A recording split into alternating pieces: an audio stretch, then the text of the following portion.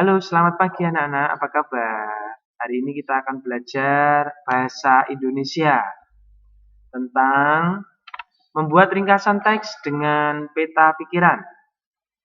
Yuk kita masuk ke ringkasan. Kita simak baik-baik ya.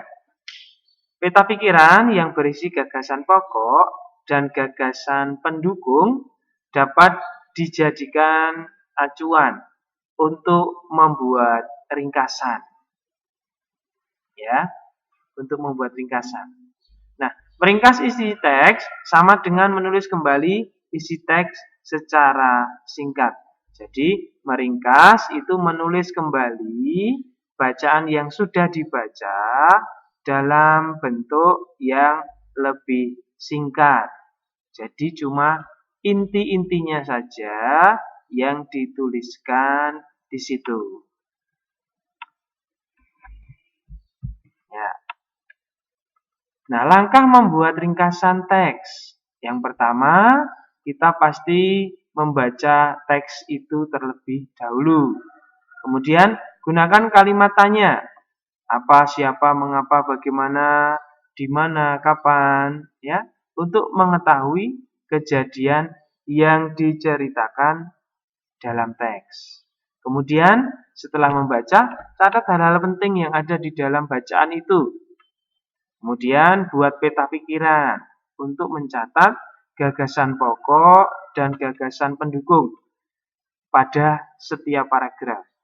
Tentunya di dalam bacaan nanti kalian akan melihat, akan membaca bahwa bacaan itu terdiri dari beberapa paragraf. Mungkin bisa 3 paragraf, 4 paragraf, atau bahkan lebih dari itu. Ya, jadi kalian mencatat gagasan pokok dan gagasan pendukung dari masing-masing paragraf. Kemudian yang kelima, membuat ringkasan berdasarkan peta pikiran menggunakan bahasamu sendiri. Jadi nanti boleh ditambahi kata-katamu sendiri, ya. Kemudian nomor 6, urutkan peristiwa harus sesuai dengan isi teks yang sebenarnya. Jadi harus urut, tidak boleh acak, ya, karena peristiwanya itu secara berurutan, tidak acak. Kemudian yang ketujuh, menggunakan kalimat yang ringkas. Usahakan hindari penggunaan kata-kata yang diulangi. Jadi pengulangan kata dikurangi. Ya, misalkan kata dan, kemudian nanti di situ ada lagi dan, atau pada seperti itu harus diulangi. Ya. Oke, nah ini macam-macam kata tanya. Ada apa? Siapa? Ya, kita lihat kegunaan dari masing-masing kata tanya. Untuk apa sih sebenarnya? Nah, kata tanya apa ini digunakan untuk menanyakan suatu hal atau kejadian. Contoh, apa yang terjadi? Apa manfaat menghemat energi? Jadi menanyakan suatu hal, ya. Kemudian siapa? Siapa tentunya menanyakan orang atau subjek yang terlibat dalam peristiwa tersebut. Misalkan siapa yang membersihkan kamarku? Siapa tokoh dalam cerita tersebut? Kemudian kata tanya kapan? Menanyakan waktu. Kapan banjir itu terjadi? Kapan peristiwa itu terjadi? Ya. Kemudian kata tanya di mana? Menanyakan tempat terjadinya peristiwa. Contoh nih, di mana banjir itu terjadi? Ya, jadi menanyakan tempat terjadinya peristiwa. Kemudian berapa? Berapa ini menanyakan jumlah atau banyaknya suatu bilangan. Ya, contoh, berapa orang korban banjir itu? Ya, berapa harga soto itu? Kemudian kata tanya bagaimana? Ini menanyakan cara atau keadaan. Ya, contoh, bagaimana cara mencegah banjir? Kemudian mengapa? Ini digunakan untuk menanyakan penyebab atau alasan terjadinya peristiwa. Mengapa banjir itu terjadi?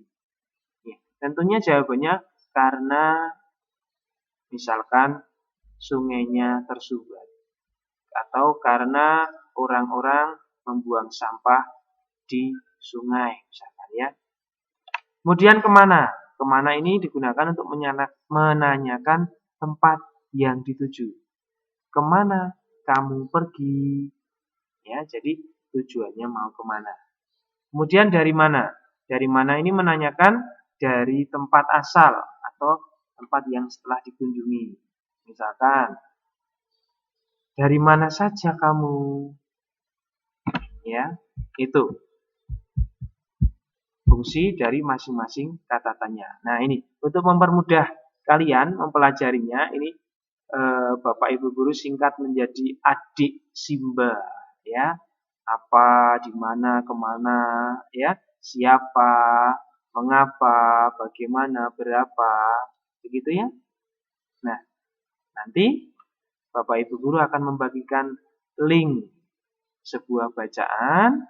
Nanti tugas kalian adalah meringkas bacaan tersebut menjadi lebih singkat lagi, ya. Tentunya dengan